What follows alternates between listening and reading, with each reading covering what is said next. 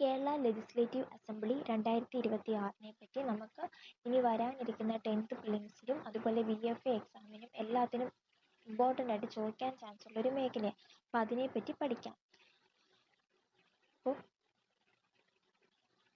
ഇപ്പോൾ നിലവിൽ വന്ന കേരള ലെജിസ്ലേറ്റീവ് അസംബ്ലി 17ാമത്തെ തിരഞ്ഞെടുപ്പും 16ാമത്തെ നിലവിൽ വന്ന നിയമസഭയുമാണ്. പ്രധാനമായിട്ടും നമ്മൾ ഓർത്തിരിക്കേണ്ടത് എന്താണ്? 17ാമത്തെ തിരഞ്ഞെടുപ്പും 16ാമത് നിലവിൽ വന്ന നിയമസഭയും.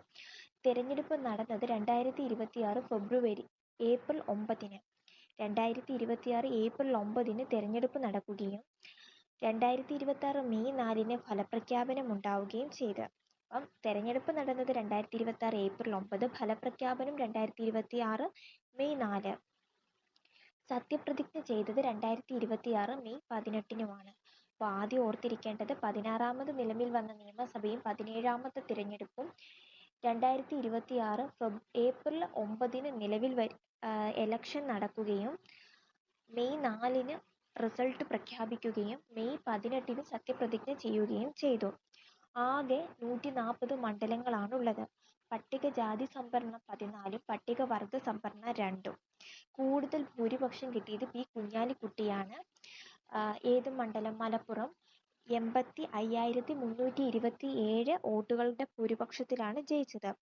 കുറഞ്ഞ ഭൂരിപക്ഷം ചോദിച്ച സി രവീന്ദ്രനാഥ്. മണലൂർ മണ്ഡലമാണ്. 126 വോട്ടിന്റെ ഭൂരിപക്ഷത്തിലാണ് ജയിച്ചത്. പ്രായം കൂടിയ അംഗം പിണറായി വിജയന് ധർമ്മടം മണ്ഡലവും.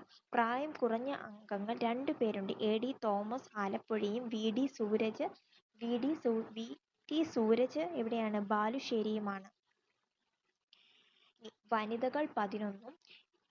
ആകെ 11 വനിതകളും ഉണ്ട്.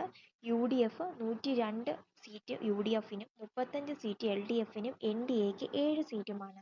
അപ്പോൾ ലെജിസ്ലേറ്റീവ് അസംബ്ലി 2026 പറ്റി മെയിനായിട്ട് ഓർത്തു വെക്കേണ്ടത് 17ാമത്തെ തിരഞ്ഞെടുപ്പും 16ാമത് നിലവിൽ വന്ന നിയമസഭയും. തിരഞ്ഞെടുപ്പ് നടന്നത് 2026 ഏപ്രിൽ 9-നും സത്യപ്രതിജ്ഞ ചെയ്തത് മെയ് 18-നും ഫലപ്രഖ്യാപനം മെയ് 4-നും.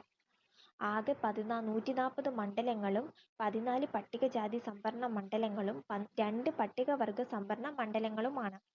കൂടുതൽ ഭൂരിപക്ഷം PK കുഞ്ഞാലിക്കുട്ടി, കുറഞ്ഞ ഭൂരിപക്ഷം സി രവീന്ദ്രനാഥ്.